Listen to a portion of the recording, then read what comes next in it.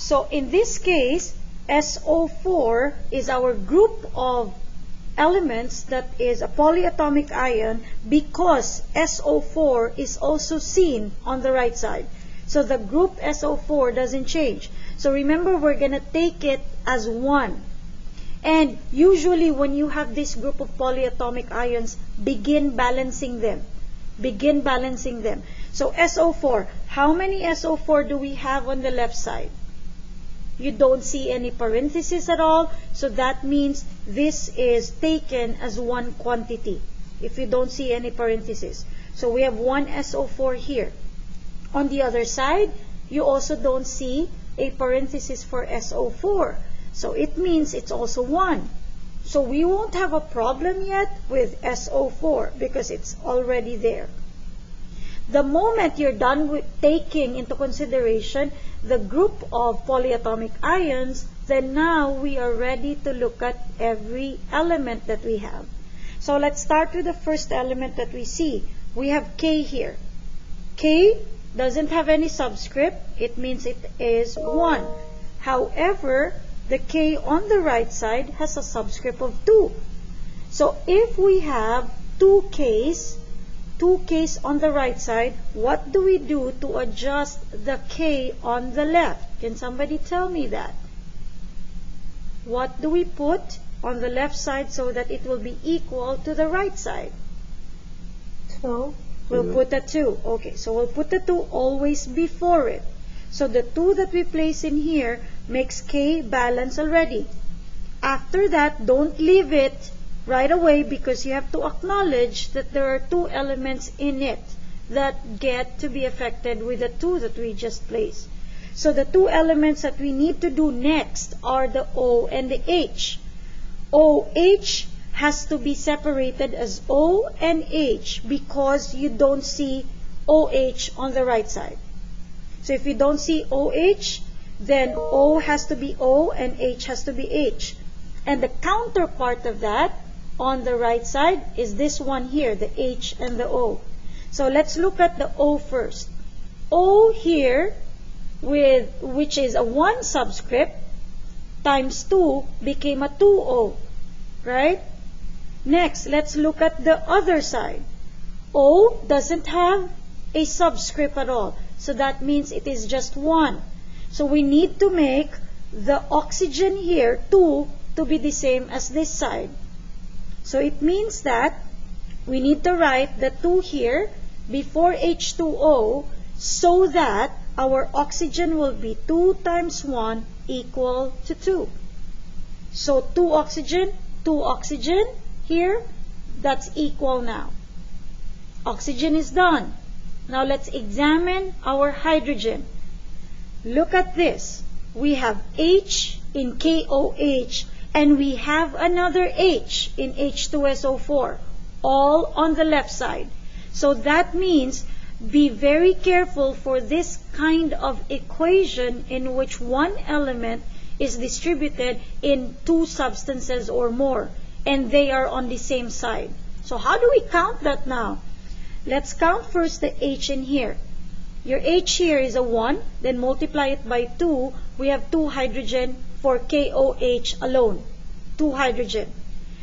In this substance also, we don't have a coefficient and there is a subscript of 2. We also have 2 hydrogen here. What you're going to do is you sum up, you add this hydrogen and this hydrogen quantity here. So we have 2 plus 2, that's a total of 4 hydrogen on the left side. Let me repeat. 2 hydrogen for KOH plus 2 hydrogen in H2SO4, that gives us a total of 4 hydrogen all in all on the left side of the arrow. So 2 plus 2, 4. So we're done with the hydrogen here and it's proven that there are 4. What do we do on the other side?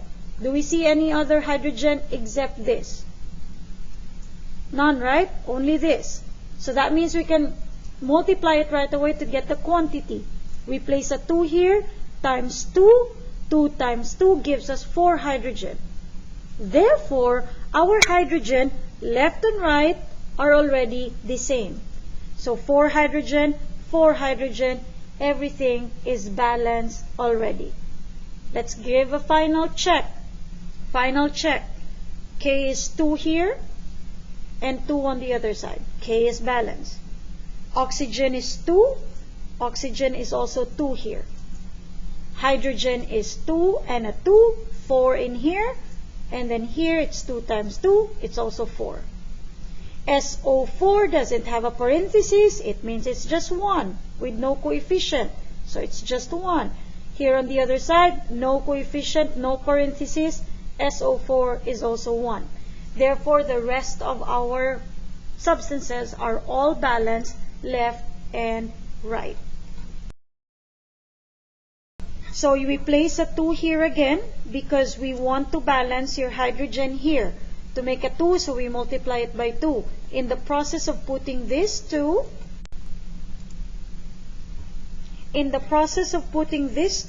NO3 became 2 as well. So we needed to adjust the NO3 on this side. That's why we need to put a 2 coefficient in here. But by putting a 2, copper became 2 as well.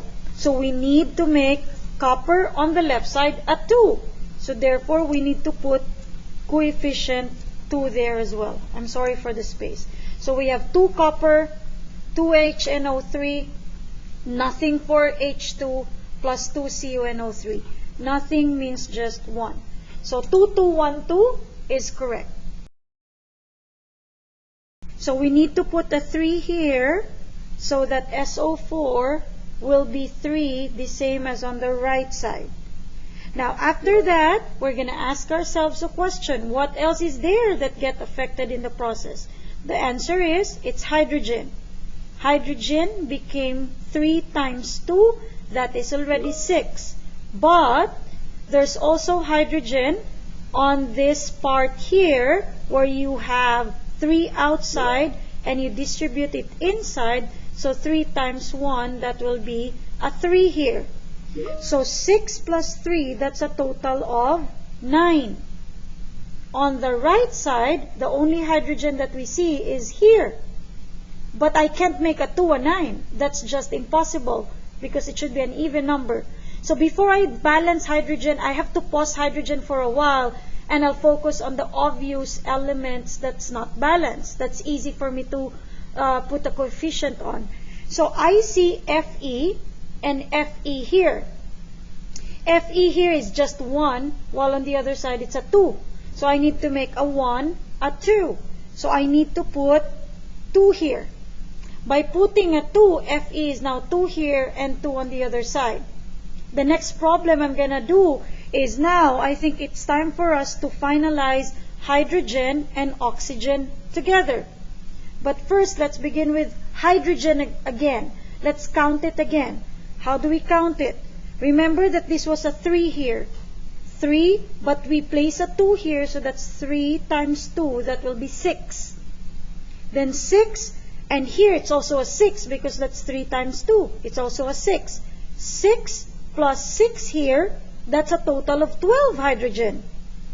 Can I make a 2 a 12? Definitely. I can multiply my hydrogen with a 6. So 6 times 2, that becomes 12. By putting a 6, my oxygen became 6 times 1. That's also a 6. Let's see if oxygen here is a 6. That's a 3 here times 2. That's also a 6. So therefore, our equation is already balanced. We got 2, 3, nothing means 1, and then 6. So that's how you balance your lengthy chemical equation.